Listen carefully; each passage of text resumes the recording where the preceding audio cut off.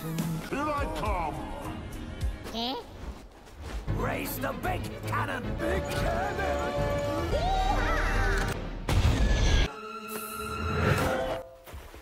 Halo teman-teman, selamat datang di Bongkar Film. Apa kabar kalian semua? Semoga kalian baik-baik saja dimanapun kalian berada. Di video kali ini, Mimin akan menceritakan sebuah film yang berjudul Captain Sabertooth and the Magic Diamond. Film ini bercerita tentang sebuah berlian ajaib, yang mana berlian itu bisa mengabulkan apa saja. Namun entah bagaimana, pada suatu waktu berlian itu hilang begitu saja. Sampai pada suatu saat seorang penyihir jahat menemukannya dan menjadi rebutan oleh banyak orang. Dan salah satu yang mengincarnya adalah sang bajak laut yang paling ditakuti, yang bernama Captain Sabertooth. Bagaimana keseruannya? Baiklah, tanpa berlama-lama lagi, mari kita mulai ceritanya. Dahulu kala ada sebuah berlian ajaib. Tak ada yang tahu dari mana berlian itu berasal, dan juga dari mana kekuatan sihirnya berasal. Legenda berkata, ketika berlian itu berada di bawah bulan purnama, berlian itu bisa mengabulkan satu permintaan apa saja, seperti memberikan kekayaan pada orang miskin, memberikan kebahagiaan, dan juga membuat orang idiot menjadi jenius, serta memberikan kekuatan yang sangat besar. Namun secara misterius berlian itu tiba-tiba saja menghilang, dan hingga kini keberadaannya tidak diketahui. Scene lalu berganti, kita dibawa menuju Luna Bay, sebuah desa kecil di pinggir laut yang sangat indah. Di sana tinggal seorang bocah laki-laki yang bernama Pinky, dan juga sahabatnya yang bernama Veronica. Pinky merupakan seorang bocah yatim piatu, sementara Veronica tinggal bersama bibinya, yang memiliki sebuah restoran kecil di desa itu. Veronica juga membantu sang bibi bekerja di tempat itu, walau sebenarnya dia tidak menyukai pekerjaan itu, karena apa yang diimpikannya hanya ingin menjadi seorang petualang. Jauh di tempat yang berbeda, beberapa orang terlihat sedang mencari sesuatu di sebuah pulau, yaitu berlian ajaib yang sudah dijelaskan di awal. Mereka merupakan anak buah Captain Sabertooth, bajak laut yang paling ditakuti di dunia. Tak lama kemudian mereka akhirnya menemukan sebuah peti yang cukup besar. Namun ketika membukanya, mereka malah menemukan peti lain di dalam peti itu, dan begitu seterusnya hingga beberapa kali. No law can resist. Oh. Box. Hingga akhirnya mereka pun menemukan peti yang terakhir. Sabertooth pun sangat yakin kalau berlian yang dicarinya pasti ada di dalam peti itu. Namun apa yang dia harapkan tak seindah kenyataannya, yang mana peti itu hanya berisikan sebuah boneka putar mainan. Hal itu lantas membuatnya sangat marah. Scene lalu berpindah menuju sebuah pulau. Terlihat seorang pria bernama Balsasar sedang membawa sebuah peti kecil menuju sebuah kastil di hutan, lalu memberikannya pada seorang wanita bernama Sirikit. Wanita itu kemudian memberikan peti itu pada suaminya yang bernama Magakan, penyihir api jahat yang takut akan matahari. Dan ternyata peti itu berisikan berlian ajaib. Pada waktu yang sama, beberapa warga desa datang ke kastil itu untuk mengucapkan selamat ulang tahun kepada sang penyihir. Sebelumnya, mereka dijanjikan akan diberikan makanan jika datang ke tempat itu. Salah satu di antara mereka bernama Marco, seorang bocah yatim piatu, yang mana dia sangat berharap diberikan makanan setelah bernyanyi untuk sang penyihir. Tapi malangnya mereka semua malah diusir dari tempat itu. Walau demikian, Marco tak mau menyerah. Dia coba mencuri makanan yang ada di tempat itu, tapi gagal karena Magakan langsung membakarnya. Mata Marco tiba-tiba tertuju pada peti berlian ajaib. Dengan mengendap-endap dia kemudian mencurinya dan segera pergi kabur dari tempat itu. Menyadari hal itu, Magakan memerintahkan pasukan monyetnya untuk menangkap Marco. Kejar-kejaran pun terjadi di antara mereka, dan sialnya Marco berhasil dipojokkan. Namun para monyet itu segera lari ketakutan ketika melihat sebuah tumbuhan Venus yang sangat besar tumbuhan karnivora itu kemudian langsung memakan Marco. Tapi untungnya dia berhasil keluar setelah menggelitiki tumbuhan itu dari dalam. Apa yang terjadi lantas membuat Magakan sangat marah. Sementara Balthazar masih mencari Marco di hutan. Dia pun hampir saja menemukannya. Tapi Marco langsung menimpuknya dengan buah kelapa dan membuat Balthazar mulai bertingkah aneh. Dia lalu pergi ke laut menggunakan sebuah perahu. Setelah beberapa waktu, perahu itu kemudian membawanya ke Luna Bay. Dia pun langsung masuk ke restoran untuk mencari air minum. Namun tiba-tiba perhatiannya teralihkan pada Pinky yang juga ada di sana. Balthazar mengira kalau Pinky adalah Marco karena mereka berdua terlihat sangat mirip. Dia lalu meminta agar berlian itu dikembalikan. Tentu saja Pinky tak mengerti apa yang sedang dibicarakannya. Salah satu pelanggan di tempat itu mendengar apa yang dikatakan oleh Balthazar. Dia pun mulai menceritakan hal itu pada teman-temannya. Mereka mengira kalau Pinky benar-benar memiliki berlian ajaib. Kabar itu pun langsung menyebar ke banyak orang dari mulut ke mulut. Dan tak sengaja didengar oleh seekor burung beo, yang mana burung itu ternyata milik Kapten Sabertooth. Tak butuh waktu lama kabar itu langsung sampai padanya. Mengetahui itu dia langsung memerintahkan semua awak kapalnya untuk mengubah arah menuju Luna Bay.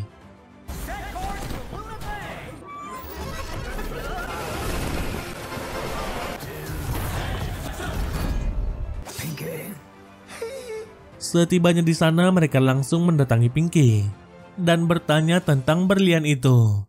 Lagi-lagi Pinky tak mengerti apa yang mereka bicarakan. Tapi Balthazar malah berkata kalau Pinky sudah menyembunyikan berlian itu di sebuah pulau. Tanpa banyak bicara mereka pun langsung menangkap Pinky dan Balthazar. Melihat itu Veronica meminta ikut bersama mereka. Namun Sabertooth langsung menolaknya karena bagi mereka perempuan akan mendatangkan nasib buruk di kapal. Kendati demikian Veronica tak mau menyerah.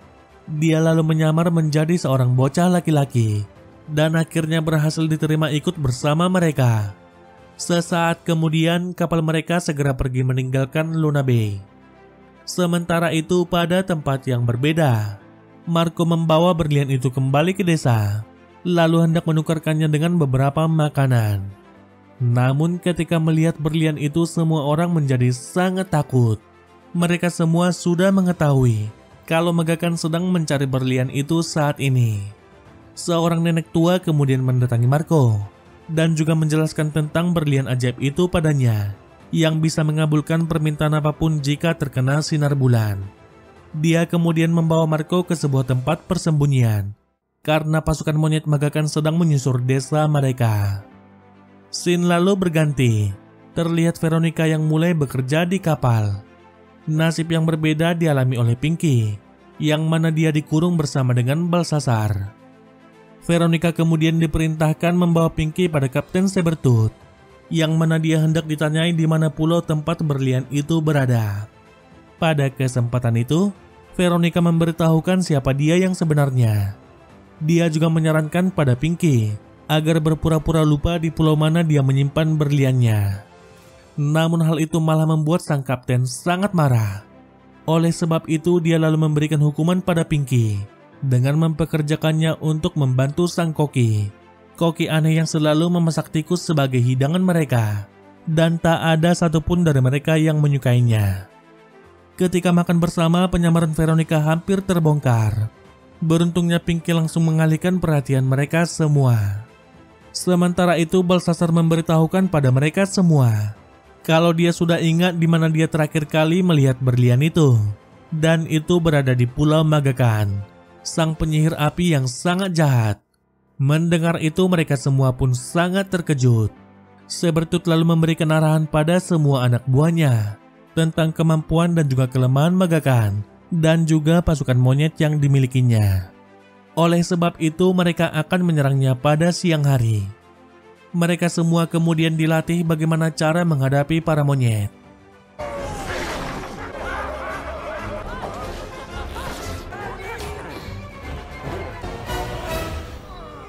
Namun kemampuan mereka semua sangat mengecewakan dan hanya Veronica yang mendapat pujian dari Sabertooth. Pinky bahkan diminta untuk belajar darinya. Hal itu lantas membuat Pinky sangat kesal. Terlebih lagi, ketika Veronica diperintahkan untuk membawanya kembali ke dalam penjara, Pinky pun langsung menolaknya dan tak sengaja membuka penutup kepala Veronica. Penyamarannya pun akhirnya terbongkar. Alhasil mereka berdua pun dikurung di dalam penjara. Pinky lalu meminta maaf atas perbuatannya pada Veronica. Namun gadis itu bisa memakluminya karena Pinky mendapat perlakuan tidak adil dari Kapten Sabertooth. Sesaat kemudian sang koki datang ke tempat mereka untuk mencari tikus yang bisa dimasaknya. Mereka berdua kemudian menggunakan kesempatan itu untuk kabur dari tempat itu. Mereka juga sudah mempunyai sebuah rencana. Secara diam-diam mereka mengarahkan kapal itu mendekati sebuah pulau, kemudian mengambil beberapa buah-buahan yang ada di sana. Pada keesokan harinya, semua awak kapal sedang menunggu sarapan mereka. Di saat itu Pinky dan Veronica tiba-tiba muncul, sembari membawa buah-buahan yang sangat segar. Mereka juga menyajikan ikan bakar yang sangat lezat. Hal itu membuat semua awak kapal sangat bahagia. Setelah sekian lama mereka akhirnya bisa memakan makanan yang normal. Atas hal itu Sabertooth kemudian mengizinkan mereka berdua untuk bekerja di dapur menggantikan si koki. Tak lama lagi bulan purnama akan segera datang, dan ketika itu tiba berlian ajaib akan mendapat kekuatannya. Menggunakan sebuah teropong raksasa, si Ricket coba mencari di mana Marco berada, dan kali ini keberuntungan berpihak padanya. Dia akhirnya menemukan di mana Marco dan berlian itu berada. Maga Khan kemudian memerintahkan semua pasukan monyetnya untuk segera menemukan bocah laki-laki itu. Sementara kapal Sabertooth sudah mulai mendekati pulau itu dan dilihat oleh salah satu monyet Maga Khan. Dengan cepat si monyet langsung memberitahukan hal itu pada tuannya. Setelah mengetahui itu membuat Maga Khan sangat marah. Dia tahu kalau Sabertooth pasti sedang mengincar berlian itu. Pada saat itu juga dia pun langsung bertindak dengan membawa pasukan monyetnya untuk menyerang kapal Sabertooth. Dari kejauhan Pinky dan Veronica melihat kedatangan mereka. Mereka pun langsung membangunkan semua orang di kapal itu dan memberitahukan apa yang sedang terjadi. Kapten Sabertooth lalu memerintahkan semua anak buahnya untuk menyerang Maga Khan menggunakan meriam. Namun semua serangan mereka bisa ditangkis olehnya. Tak punya pilihan lagi, mereka lalu menggunakan meriam raksasa untuk menyerangnya. Raise the big cannon!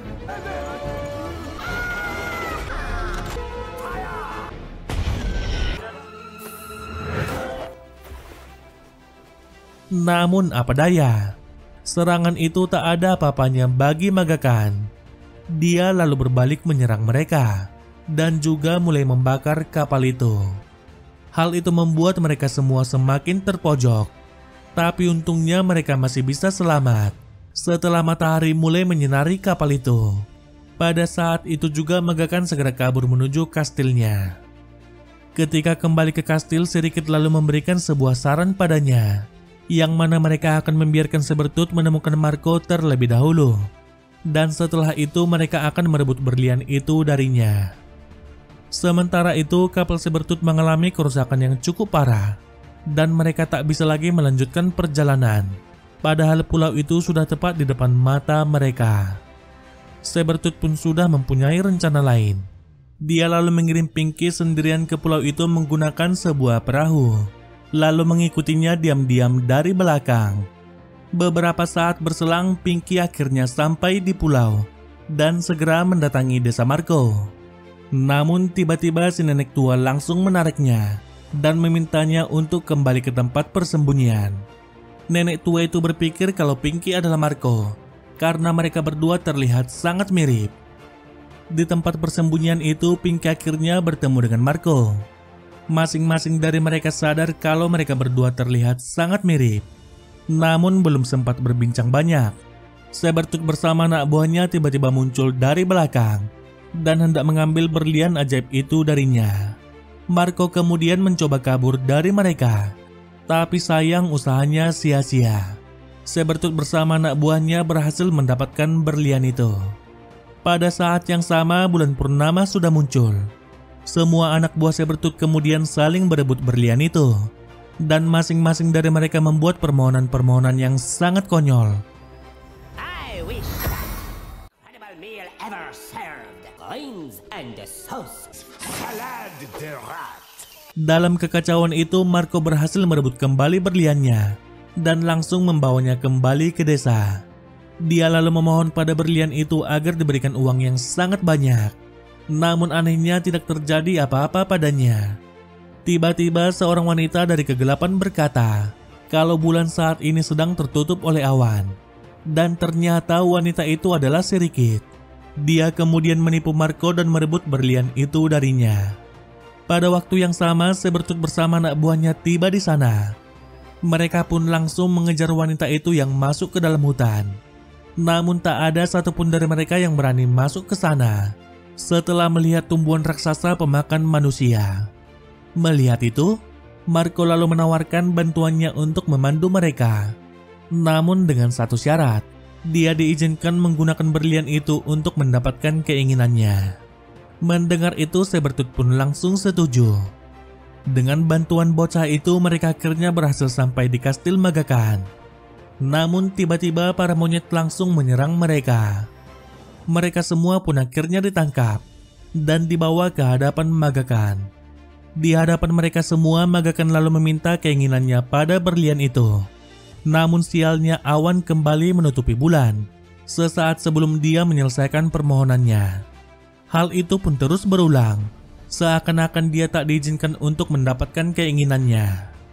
Veronica yang menyamar sebagai monyet kemudian menggunakan kesempatan itu untuk melepaskan ikatan mereka satu persatu. Namun Magakan langsung menyadarinya. Pertarungan pun terjadi di antara mereka.